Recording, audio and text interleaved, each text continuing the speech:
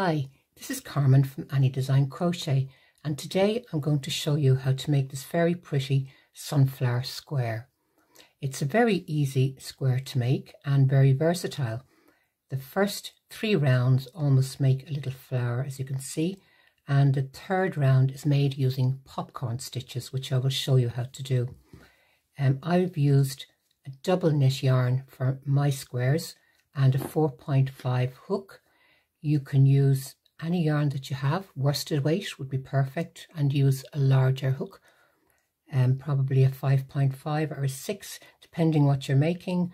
But you could use these pretty squares to make cushions, to make lovely blankets. They're great for using up scrap yarn that you have around the place. And I think they also make very pretty coasters. So now we will start.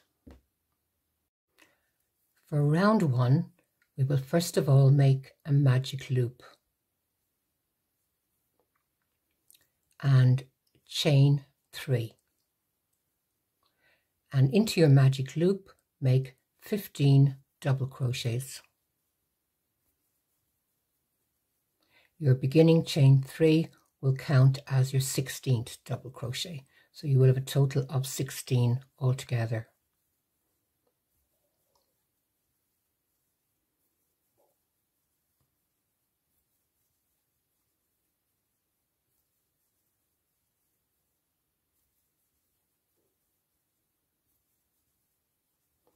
Now I'll just check how many I've made.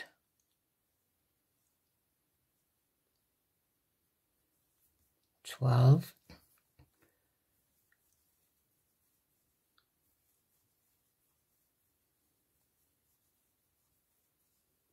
And 16 in total, including your chain 3. Now pull your magic ring tight, and you will join with a slip stitch.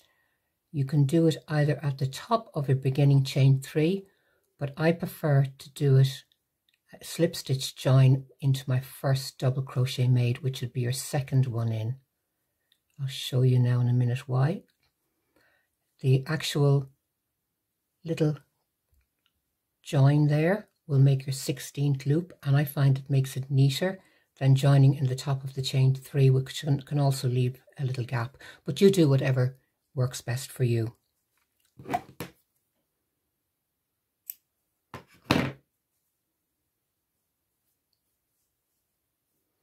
And that's round 1.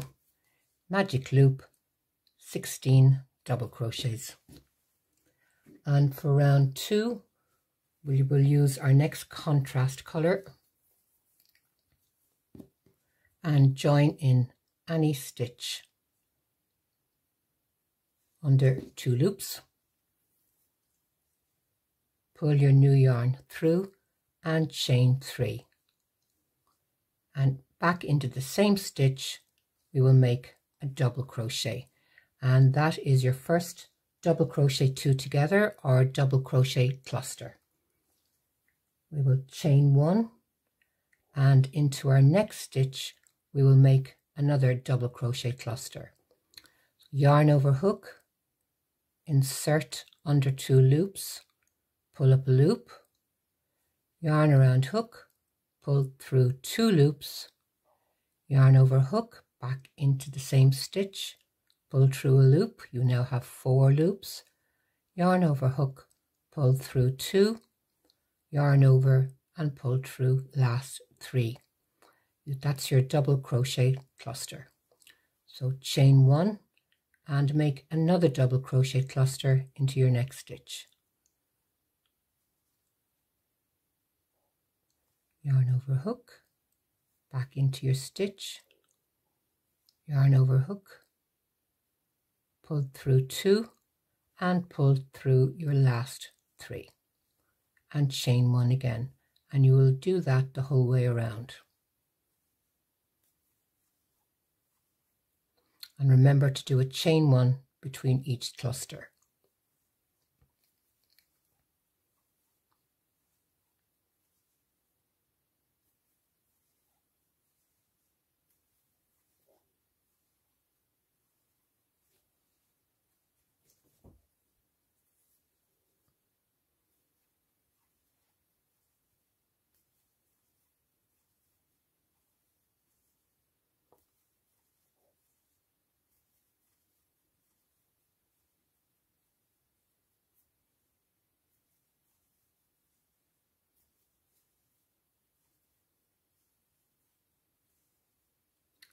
into our stitch there where we joined. If you've any confusion about counting, just give a little count every now and then to make sure you're on track. I have 1, 2, 3, 4, 5, 6, 7, 8, 9, 10, and just check what you've left. 11, 12, 13, 14, 15, and my 6th stitch goes into that little join there. Chain 1. You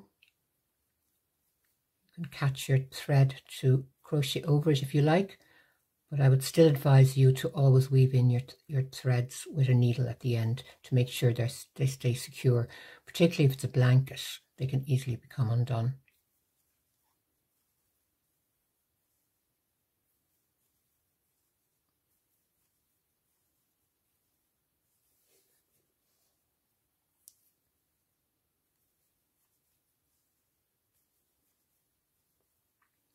That was 15, and this makes 16 clusters.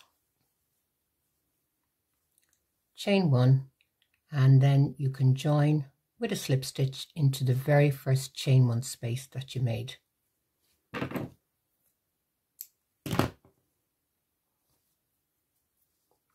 And that's round 2. You can see there, round 2, and now I'm going to make popcorns.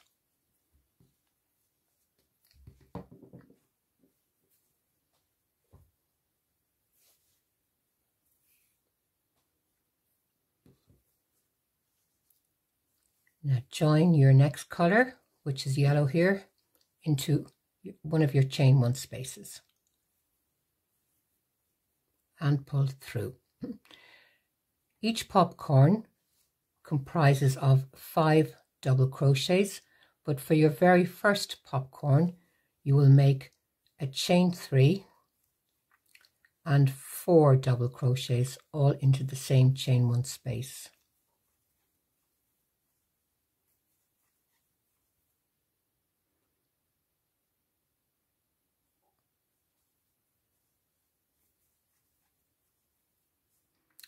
That gives me a total of 5. Now take your hook out of your loop, just pull it up slightly and insert your hook into the top of your beginning chain 3. Grab your loose loop there, pull it a bit tight and pull it through just like that. You can see what I created there, and then chain 2. And we will make our very first proper popcorn into the next chain 1 space. We will make 5 double crochets,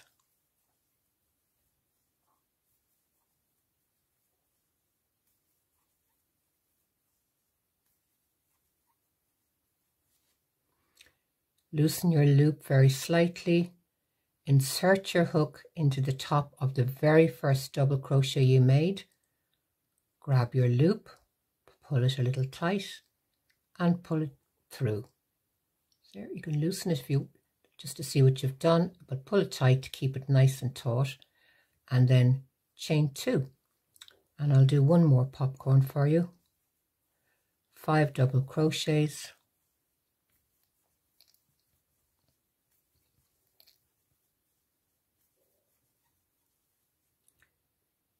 loosen your loop, take out your hook, insert it into the top of your first double crochet, grab your loop and pull it through, tighten a little bit, and then chain 2. And I will make those popcorns the whole way around in every chain 1 space for a total of 16 popcorns. So come back to me now in a minute and I'll have it finished. I'm just now on my very last popcorn, making 5 double crochets into the chain 1 space,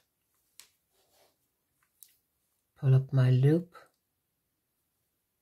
catch it, pull it through tight, and then chain 2 and join into your very first chain 2 space or into the top of the popcorn, whatever you prefer.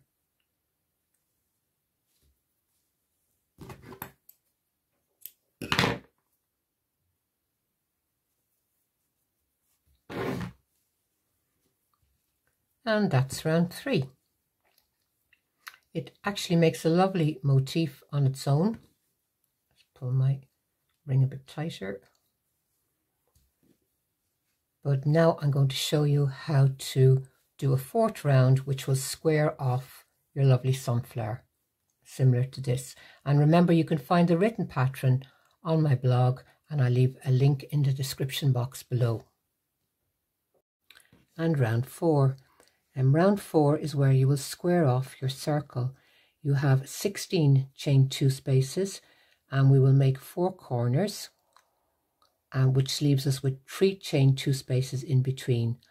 So in the middle chain 2 space we will do 3 half double crochets, and on either side we will do 3 double crochets and 3 double crochets, and then we will have our 4 corners. I will start now and show you how to do that. So join your final yarn in any chain 2 space and chain 3, which will count as your first double crochet, and then 2 more double crochets. In your next chain space we will do our first corner. A corner will consist of 2 treble crochets, chain 2, 2 treble crochets.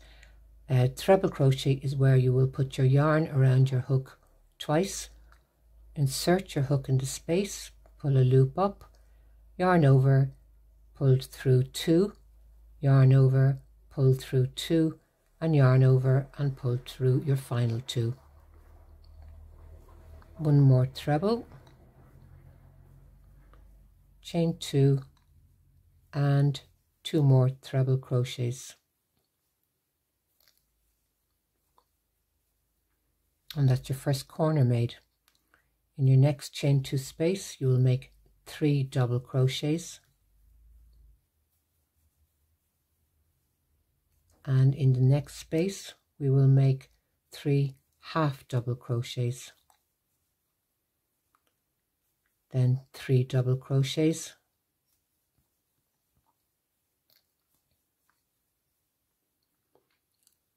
and we are ready now for our next corner. So yarn around the hook twice, make 1 treble,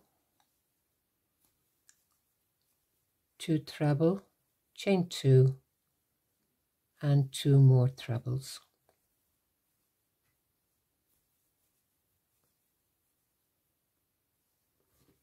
And that's our second corner. Come back to me in a minute and I'll have the square complete, and I will show you a little trick to finishing off with an invisible join. I'm just going to work back on my final side. As you can see, I made 1, 2, 3 corners with a 3 double crochet, 3 half double crochet, 3 double crochet in between. This is my final corner, and in my next space I will make 3 double crochet,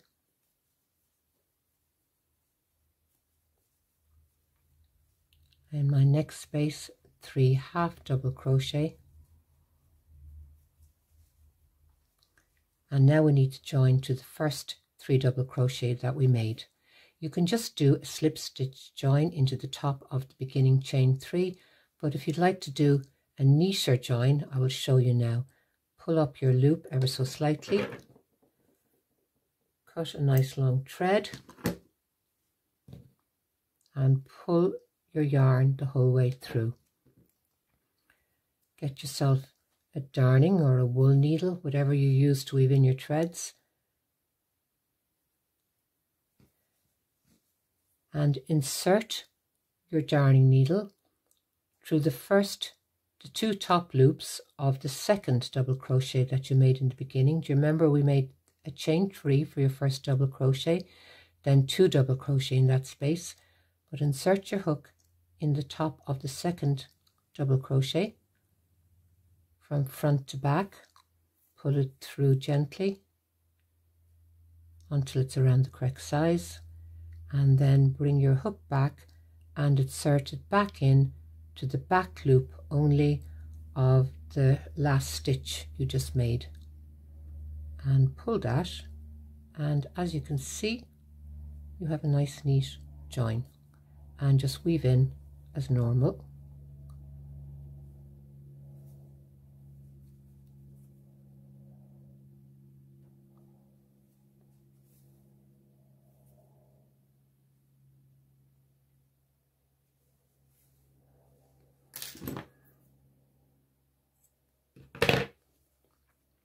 And there you have your finished square. If you look at the other squares I made, they seem a little bit neater, and that's because I blocked them. Squares always benefit very much from a very slight blocking. It makes them much easier to join and just makes the shape much neater and more polished looking. What I usually do is I pin them on my ironing board and I run a steam iron over them, or you could use a blocking board if you have one for squares. I hope you enjoyed this pattern, and remember the written instructions are in a link below on my blog, and I'll see you again soon. Thank you for watching.